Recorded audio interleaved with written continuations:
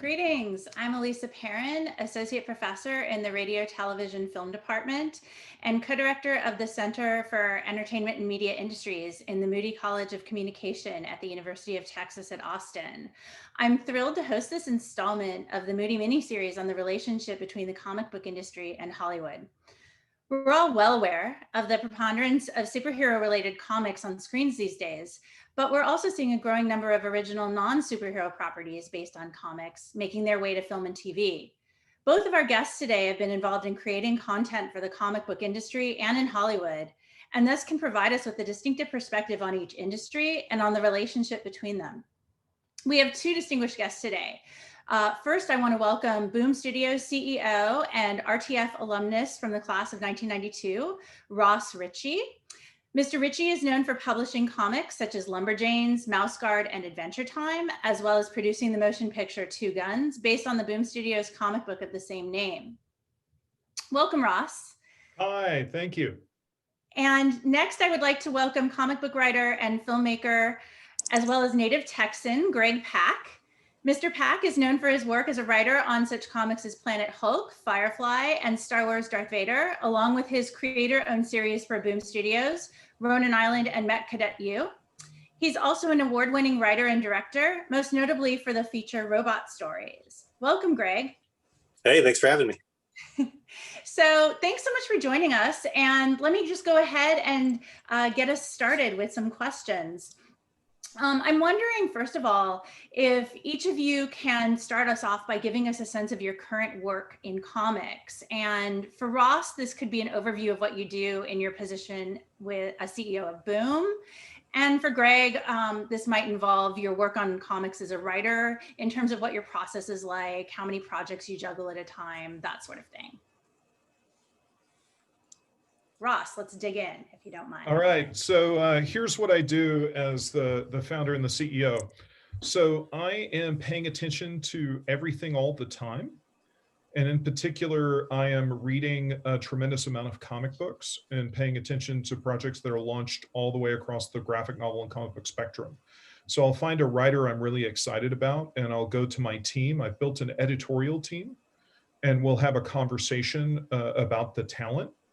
And then at that juncture, usually the editor goes to try to introduce themselves or forge a relationship with the creator if we don't know them. And then there's a rather prolonged conversation that happens.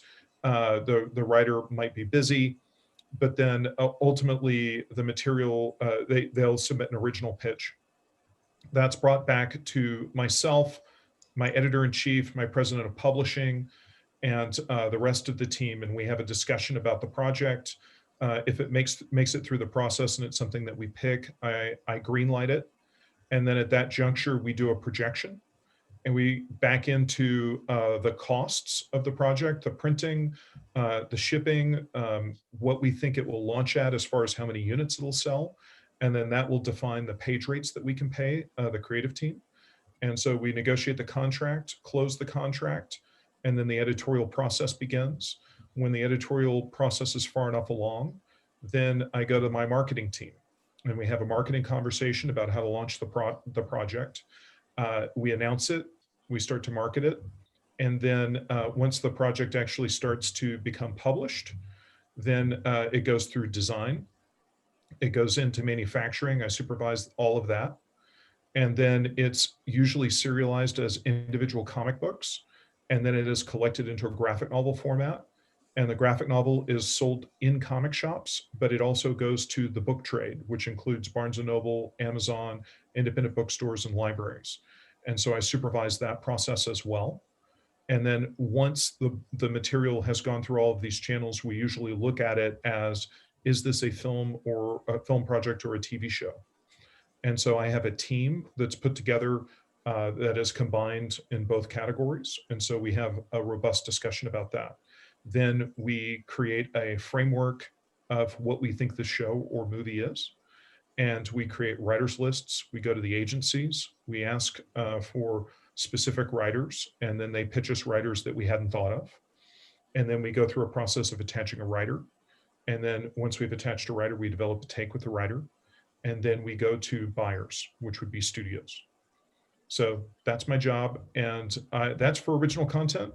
And then I go through the entire same process with licenses. So if there's material like Adventure Time, which we did not originate, that will be something that is either pitched internally as an idea or something that I bring to the team. And then every once in a while we have somebody show up, an external company, and pitch us and say, you should do this. Great, thank you. That's a terrific overview. And so let me pivot now to Greg, if you can talk a little bit about your side of the equation. Yeah, well, I spend 90% of my time writing comics, or not 90% of my time on the planet, but 90% of my work time writing comics. I started off as a filmmaker, or at least I was trained as a filmmaker. I went to NYU for grad film. And I made a ton of shorts, and I made a feature film called Robot Stories, and then I moved sideways into comics. I've been working in comics for about 16 years. Yeah, about 16 years now. I think I've written about 550 individual comic books, which is sort of mind blowing when I think about that. It's sort of the rough equivalent of writing 100 feature films. And that's, I mean, and if you're thinking about why comics, don't go in it for the money, because if I'd written 100 feature films, this wouldn't be a 30-gallon tank sitting behind me. It'd be a 300-gallon tank filled with piranhas. No, so you don't get the amount of money that's in comics is generally much smaller. If you're lucky enough to get regular work in comics, though, you can make a living. But the glory of comics is that it moves fast, and once you're in, you are constantly writing and working, and stuff is getting out into the world. I have friends I went to film school with who have worked fairly regularly, but they have maybe 2 films out, over the course of the same amount of time. I've had 500 comic books come out. I'm not saying that to knock them. And that's absolutely a huge account. Exactly. That's absolutely huge. But there's an old saying that comics will break your heart. Well, film and TV doesn't even care. It doesn't even know you have a heart to break. So anyway, but that's one of the just for what it's worth. That's a plug for comics. You write a lot. Once you sort of get going, you can do a lot, and stuff will actually come out. I think one of the reasons is that people in comics, executives in comics, are not paid to have meetings, to have general meetings with people about projects that they're not going to actually make. Ross doesn't have time to do a lot of getting to know you meetings with people. He has to actually make comics in order to keep the company going. So every meeting that I've ever had in comics, I may or may not actually get the gig, or I may not have actually gotten the gig, but the gig was there. It was real. Because people in comics they don't have time to waste. So, and if you've done any kind of meetings in Hollywood, you know that literally 95% of the meetings that people invite you to are just getting to know you meetings, which are valuable, and eventually those may turn into something, but it's kind of frustrating after 5, 6, 7, 8, 10, 12 years of getting to know you meetings. I kind of know you now. Anyway, so what do I do every day? I get up and I work on any one of 4 or 5 different live projects I have at any given time, plus all the other things that I'm just developing myself. So, and my strategy has always been to try to do work for hire and creator-owned comics. Work for hire comics because you build your audience, you learn a lot, you have a ton of fun with what are work characters for that you hire love. comics, Greg? Work for hire comics, it's like what Ross was talking about Adventure Time. He was talking about like licensed comics. A comics company gets a license, or internally they already own the rights to certain characters, and they hire creative people to work on those projects. But it's work for hire because I don't own the Hulk, I don't own Firefly when I write those comics. I'm being hired to write them, and the creative work I put in, I'm being recompensed for it. That's what they pay me the medium-sized bucks for, but I do not own it. Hopefully I get royalties, hopefully I get a piece of something if it turns into something else, but that has to be negotiated for.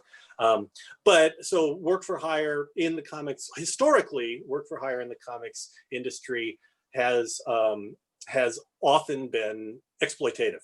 You look at the early history of comics in particular.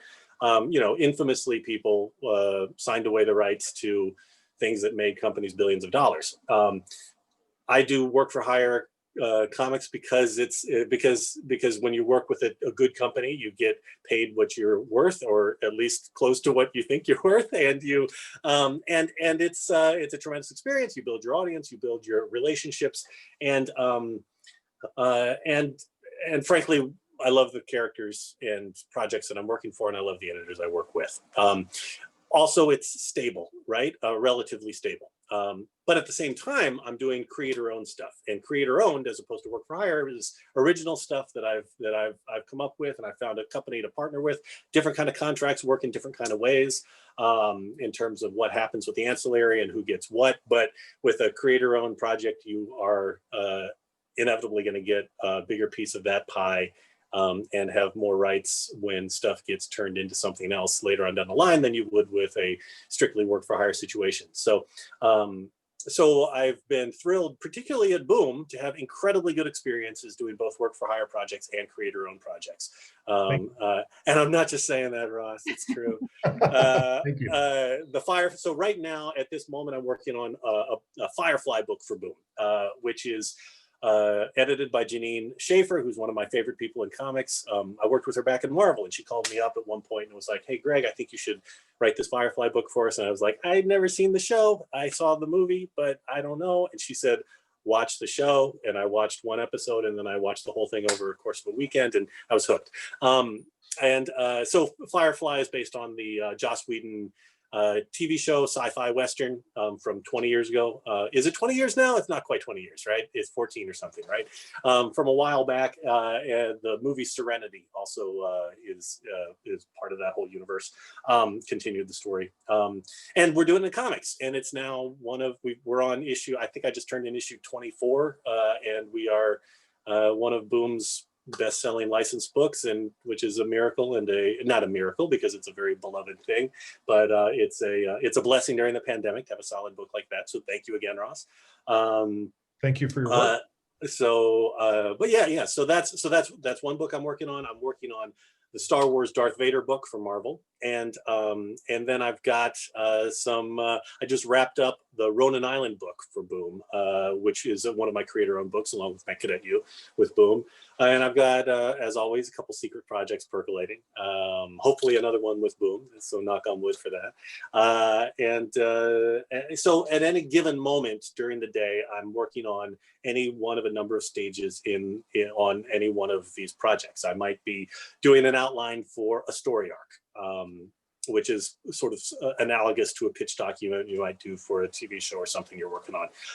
I might be doing an outline or writing an actual issue, or I might be looking at art and comparing the art to the final script and tweaking dialogue so that it flows better based on the nuances in the art.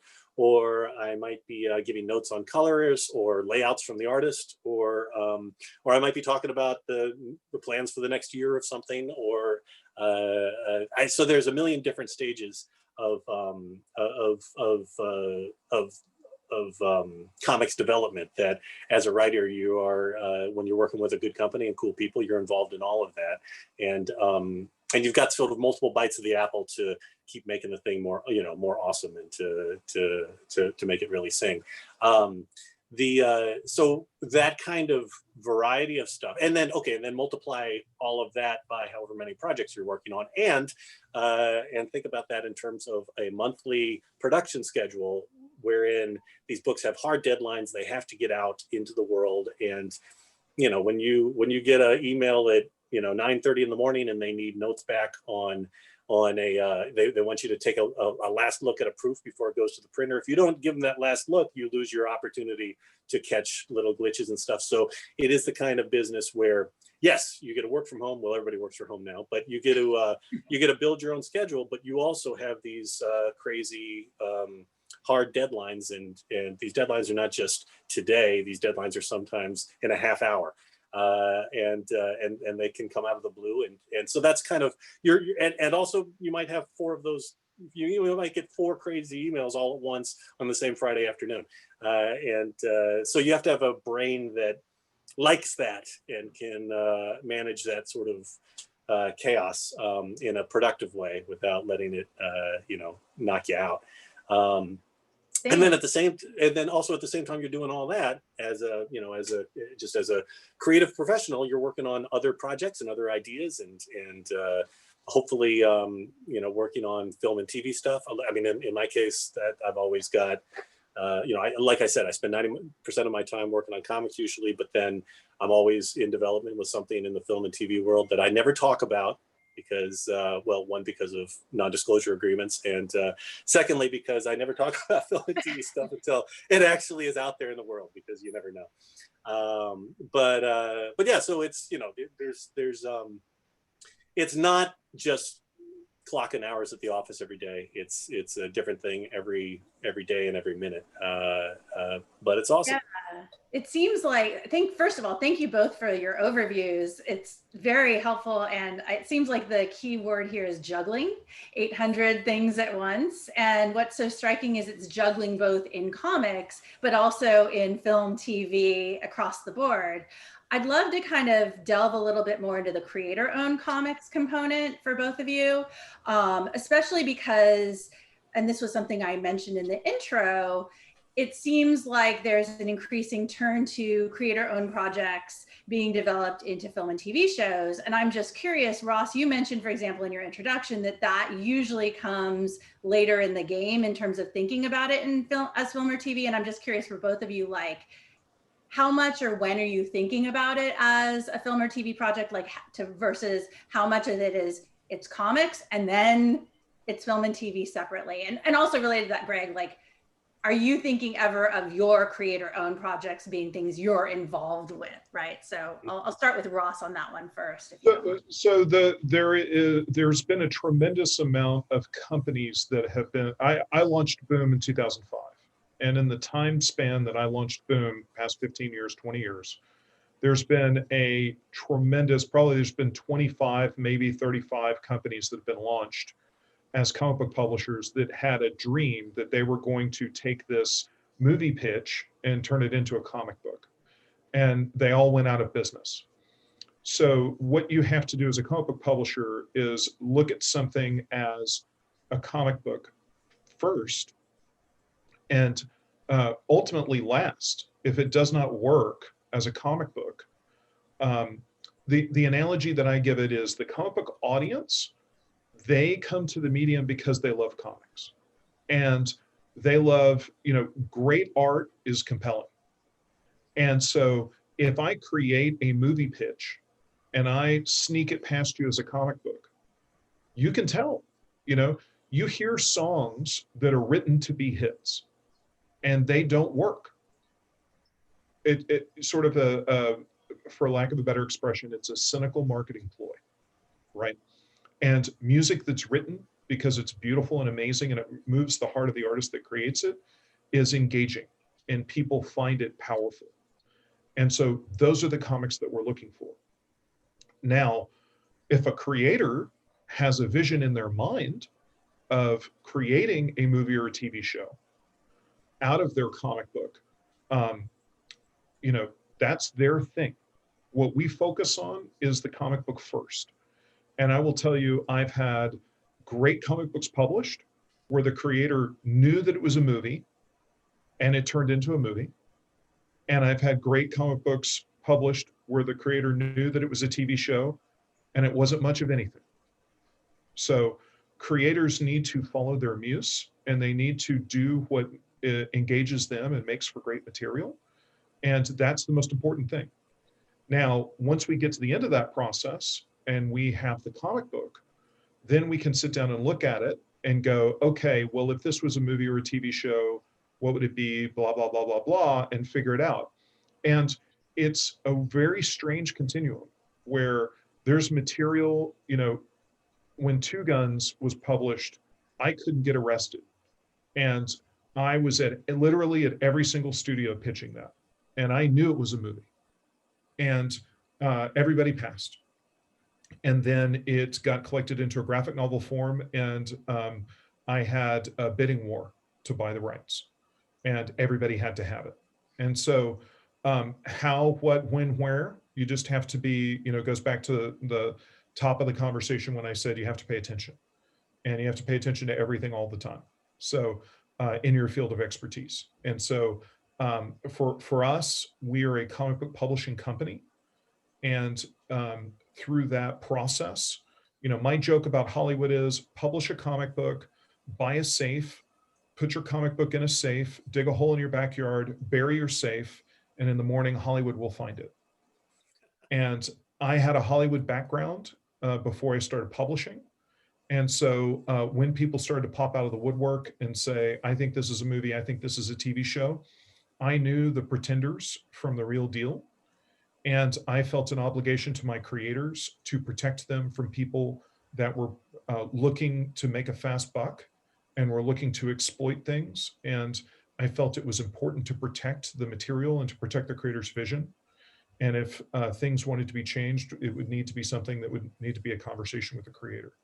So, one of my proudest career achievements beyond the New York Times bestsellers and the Best Publisher Awards and all that stuff is walking out of the Two Guns premiere and having Stephen Grant, the creator of Two Guns, turn and look at me and say, that was my comic. Nice. No, that's great. And I want to get to talking about what you have in the works now, but we'll save that for a second and go to Greg. Greg, for your perspective, it seems like from your description earlier, you have the comic stuff and then you have the film and TV stuff. I'm curious, when you're creating for comics, are you thinking Hollywood, or how does that figure into the equation? Yeah, I mean, I 100% agree with Ross. If it's going to work as a comic, it has to work as a comic, or if it's going to work, period. If you want to do it as a comic book, it has to work as a comic book. Creatively, comic books and feature films have different structures. They've got different, the beats fall at different points. There's a whole cliffhanger nature to comic books, and there's a whole serialized storytelling nature to it that can be very similar to act breaks in feature films, but it's not a direct one-to-one thing. And even just like the style of how a scene comes together in a comic book is distinct. I mean, they're both the thing that makes it compelling. I mean, the thing that they both share is that they're both dramatic storytelling. They're both telling stories through action, through scenes, through interaction, as opposed to just prosaically. But comics also use prose. Comics have more tools at hand. But fundamentally, comic shops and comic readers can smell from a mile when something is just a repurposed feature film. Like a script that didn't work as a feature that now somebody's trying to, they've got a star attached and they're trying to make it as a comic. And those kind of books come and go, have for years have come and gone, and kind of vanished. They just, because they don't necessarily work. I mean, you can definitely have, there definitely are cases where people took ideas that were originally going to be something else and made them into great comics, but you have to love and know and breathe comics in order to make it work as a comic, One of the ones I would jump in with, Greg, that I think is a great example of this is if you go and look at 300, the original comic book was serialized as a conventional size comic book that Frank Miller wrote and drew. But when they went to graphic novel format, Frank reformatted it into a landscape comic, and it was the aspect ratio of a film. Right. And that originally he was inspired by a film in the early, I think it was the early 1960s, that was about the Battle of Thermopylae, and I don't know what it was called. I can't remember. But it's super clear that, he always thought it was a movie, and he created it as that, and he created a damn good comic. And, he's Frank Miller and made an amazing work of art, and then they turned it into a movie that I really enjoy. So that's an example of, I think, I haven't had the conversation with Frank, so I can't say with any authority. But to me, that's something that I look at externally and I go, Frank clearly saw a film in his mind and he did a spectacular comic book, and it turned into a really fun movie. Yeah.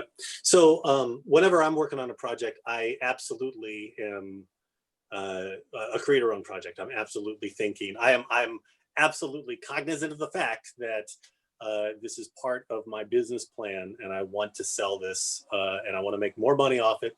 because long term, when I'm already old and gray, but when I'm older and grayer, I'm going to be I'm going to be very grateful for the ancillary money from creator-owned projects. So I as I'm sort of thinking about things, I am thinking about them, about the possibility of them becoming film, TV, games, et cetera, et cetera. But when I'm actually creatively making the choices to actually make the thing as a comic book, I'm just thinking of it as a comic book. I'm not dreaming about how I'm going to reverse engineer this thing later on down the line into something else. I'm just trying to make this story work as a comic book. And then trust that, when the time comes, if it works as a story, anything could be adapted, but first and foremost, I got to make it work as a comic. Great, thank you. I'm sort of broadening out a little bit. I'm curious to hear your perspectives on the comics Hollywood relationship. Like, do you think that it has changed substantively during the time each of you have been in your careers, and how, if so? I'm going to jump on this one, Greg. Pardon me while I cut in line. I think absolutely, and it's a seismic, massive change. Originally, Hollywood was in a place back in the 90s when it was, we need to do everything we possibly can to get this the hell away from its creator. And whatever the creator says, smile and listen and make them feel important, and then run as far as you can in the opposite direction. And part of the thinking of this era was due to vicissitudes about the distribution system that are not worth going into. Comic books did not, on a units basis, sell at a level of, let's say, a hit novel. And so there was an implicit idea in the corporate executive's head that something that sold so few copies, like Men in Black, for instance, which was published by Malibu Comics, where I used to work in the early 90s, sold about between 7,000 and 3,000 copies. And so the idea was, well, to hell with the comic and the creator, because if they had known what they were doing, they would have sold more copies. And then the comic book boom came through the superhero boom with Marvel, and everyone scrambled to get comic book IP. And I think the reason that material really works in comics is it's visual, and the creative talent pool is also used to thinking high concept in a way that novelists are not, and many screenwriters do not. Screenwriters, a lot of their success comes from the ability to listen to an executive and execute the ideas that the executive is asking for, but do it in a way that is not rote or boring. And their job is also often to come in as the umpty writer, they're writer number 4 or sometimes writer number 13, and take what's come before and figure out how to reconstitute it in a new, compelling, exciting way, and get their own voice into it in a way that is creatively satisfying to them. And that skill set's completely different than what comic book creators do, which is originate great ideas that are super visual and tell these really compelling stories. So I think I might have lost my way. Where were we originally? What was the question? How the relationship between the comic book industry and Hollywood. So let me put the capper on it. So where we are now is because of the explosion of material and the success, Hollywood has realized that a lot of their assumptions were wrong. There's a bit of a generational shift that's happened with the younger folk coming up who are able to recognize the creativity of the comic book talent pool. And so they're still interested in having a screenwriter that can listen to notes and execute, that is familiar with the Hollywood system, and that can navigate its politics, which are very complex and deep and are essential to getting things done. But we have been able to pull creators further into the process more recently. And things have really changed, particularly in the past 5 years, where studios are much more interested in actually talking to the creator and listening than trying to figure out a way to lock the door. Great. From your perspective, Greg, how have you seen that relationship evolving? Yeah, well, I wanted to piggyback on something Ross was talking about why comics are such a driver of culture. And I think it goes back to stuff we were talking about earlier, in the sense that, like, you know, comics just get made, right? You know, people make these comics. There are not, generally speaking, 300 people who have to give their thumbs up to make a comic. You know, to make a movie, you have to get literally hundreds of people to say yes. To make a comic book, very often, even at the biggest companies, sometimes you need to get 2 people to say yes, you know? You know, like we did Planet Hulk. When we did Planet Hulk, there were, you know, like in the first meetings I had about it, there were 4 people in the room. Later on down the line, it was just me and Mark, my editor, you know, and we came up with this whole world, this whole, you know, this whole big epic storyline. Years later, that became part of the foundation of the Thor Ragnarok movie. But the glory of comics is that comics are weird, you know, like Austin is weird, right? Comics are weird. And that is why they are a rich fount of great ideas, because people actually get to do things. I mean, the cost of making a comic is very expensive by normal human standards, but by Hollywood standards, it's minuscule.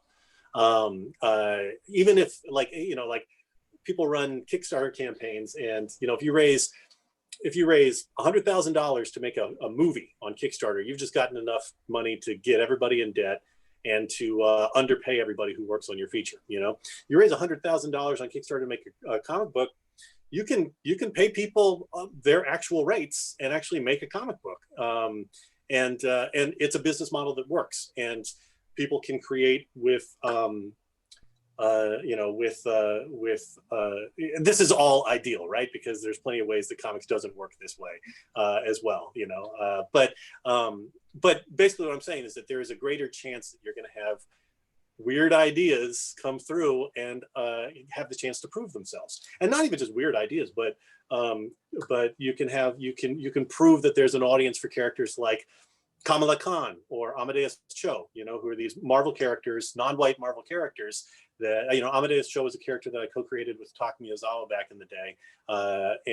You know, over the years, we built him up more and more and more. He's now popped up in some of the animated shows and the video games. His mom popped up in one of the movies.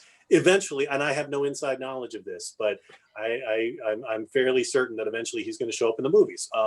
But it would be like, but that's a character that originated in the comics, because in the comics, I was just like, let's do this. And my editors were like, cool. And we just did it, you know?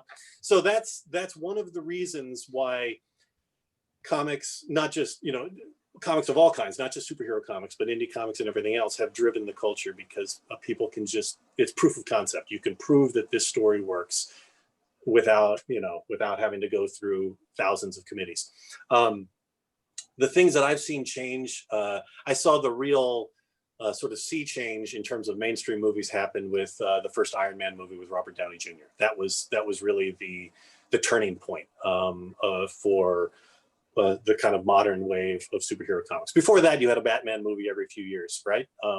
But you had Blade. Like, Blade was huge, but Blade was not associated with comics in a lot of people's heads. Blade was this great Wesley Snipes movie. But I think the Iron Man movie was really branded and came out as a big Marvel Comics movie, you know. Sorry, go on, Ross. You were going.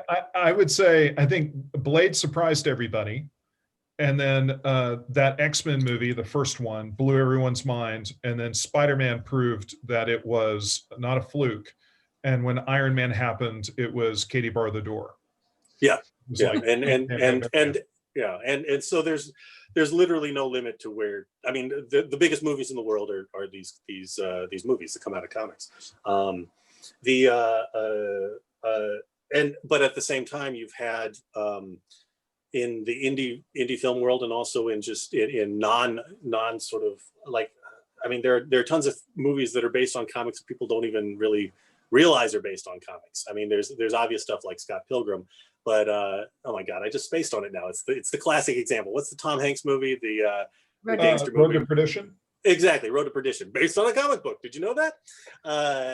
But that's all happened. You know, most of that has happened during the time I've worked in comics, and so I've had this kind of crazy experience of seeing stuff that I've worked on become part of all of this. And now the great thing is that it's not just a handful of projects for the biggest sort of rights holders that are having these opportunities. It is literally any independent comic that somebody does, if it's great and if it like taps into something, and if it gets, if you can get it out there in front of the right people and have the right team, those are becoming TV shows. Those are becoming all kinds of things.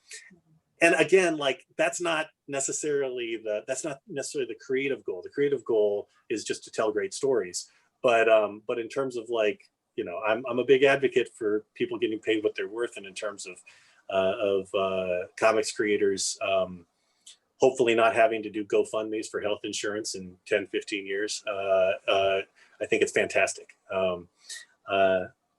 So yeah, those are, but as a result, if you're, because we're talking to people who are building careers and stuff, as you're building your career, like Ross says, you want to be Ozymandias in your own little way. You want to have all those screens going. You want to know what's going on in not just in the world of comics, but everywhere. You know what I mean? So that when you are ready to take your thing out in the world, you know who the jokers are, who the real people are, and you've got a little bit more knowledge of how things work, and you're also educated enough, and you've worked on, and hopefully you've also been writing.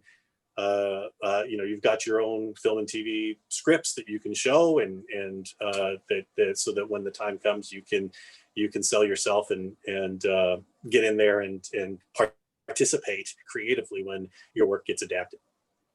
That's great. Thank you. I sort of want to piggyback on some of what you're saying there in terms of new voices coming into the game. And I know obviously across all the media industries, there's lots of call for bringing in new voices and new perspectives. And I just like to hear each of you thinking, like, does comics provide a particular space where it can be more inclusive, or how do you think that, because obviously I know there've been issues in terms of the comic industry as well, like how is that being navigated in terms of the comics industry from each of your perspectives? I think that comic books has a history of being on the cultural leading edge on when it comes to all aspects of creativity and inclusivity.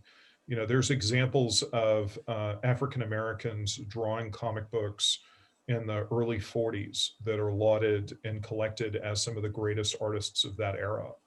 And you look at the creation of Black Panther in 1966 as a really important watershed moment, a big cultural hero who was, fully supported by Marvel and aggressively published. And in the subsequent decades. So, I think that the arena right now for comics, for inclusion and diversity, is spectacular. I think that the only thing that comes close is book publishing, but I would probably argue, without doing any statistical analysis, that the representation is better in comics. Yeah, there's racism and bigotry in every single industry, including comics. That's there, and sometimes people are not even aware of it. You know what I mean? That's structural racism. It's there. It's real. At the same time, I have had vastly more opportunity over the course of my entire creative career to do projects that feature non-white characters in comics than I have in film. In terms of like, oh yes, people paid me to do. People put up money in comics for projects that featured non-white characters, and it was infinitely more easy, or exponentially easier to do in comics than it was in film.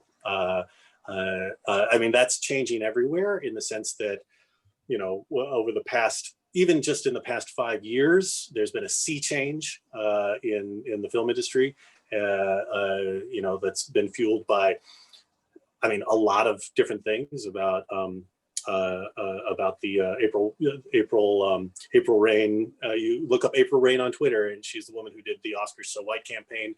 And you look at movies like Get Out and Black Panther, and you look at Crazy Rich Asians, and there's a whole slew of cultural of things that happened at the same time that have pushed the culture, and now there's more opportunity for, just in my own little niche world, there's more opportunity for Asian American creators than I have ever seen. It's 20 years later than it should have been. It's 100 years later than it should have been, but it's incredible, right? In comics, I've been, I've had like the 2 creator-owned comics that I've done at Boom, Mech Cadet U and Ronin Island. Mech Cadet U is, it's a big giant robot story. It's a military academy with kids fighting monsters and their giant robots, and it's awesome, and it's a very aggressively Asian American project. The main character is a Chinese American kid. His mom is an immigrant. They're and the cast is, there's a lot of it's a diverse cast with a lot of different folks of different backgrounds and from different classes, but it absolutely has an Asian American spin. Ronin Island is about a group of samurai who fight zombies in a alternate history Asia. But again, there's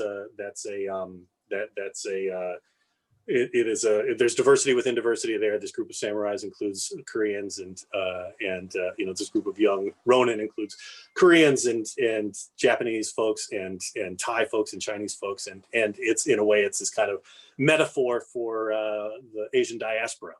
Like they're defending this community that they formed in reaction to a total catastrophe, and it's this multicultural community within Asia of all these different refugees, and that's the way I pitched it to everybody at Boom from the beginning. You know what I mean? I wasn't hiding this. I wasn't kind of trying to Trojan horse these themes in. I was like, this is what it is, and they were like, that's awesome, and we did it, and same thing. And it was awesome. It is. Yeah, awesome. It is. You should go buy it. So I've had, and in the Firefly book, we've been introducing, we had a chance to introduce a number of Chinese characters, Asian characters into that, and and basically, and this isn't just Boom, in the Stranger Things book that I did, one of the Stranger Things books I did for Dark Horse, we introduced this Asian American kid named Joey Kim as one of the kids in one of those stories. I did a James Bond book for Dynamite, which where Odd Job was the big rival slash partner, we made Odd Job sexy. It was awesome. I was inspired by a Maxine Hong Kingston thing from years ago, where she talked about the fact that Odd Job, shouldn't be a joke. He should be this, I should learn how to walk and hold my face by looking at Odd Job. He's this, and you put anybody up on that big screen, and the audience will fall in love with them if you want them to. And I've had experience after experience in comics where I've been able to do that. I'm not saying that my experience is universal. I know that lots of people have struggled, had the same kind of frustrations in comics that I've had in the film world or elsewhere. But I feel like the chances of getting, and there's plenty of work to be done to making comics more inclusive. But the opportunities I've had have been tremendous. And I will continue to exploit them as far as I can.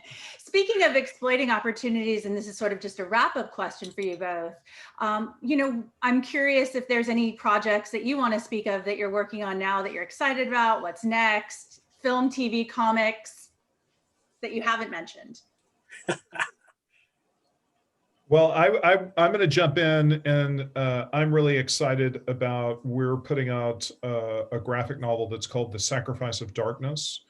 And it is from Roxane Gay, who is a very famous author.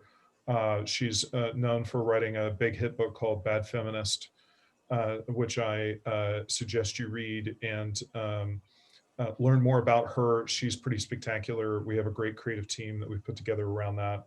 And I think it's one of our big releases for the entire year. We are very, very excited about it. Great. Awesome.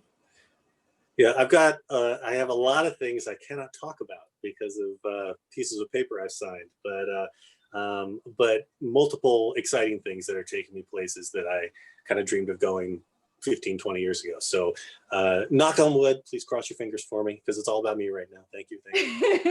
No, but I did want to mention that I do also have in addition to doing work for hire stuff and creator-owned stuff that I do with traditional companies, I have also self-published through Kickstarter, which is a big thing for comics. And I have another Kickstarter project coming out fairly soon. It's going to be a sequel to the Princess Who Saved Herself book and the Princess Who Saved Her Friends books. Yeah, there we go.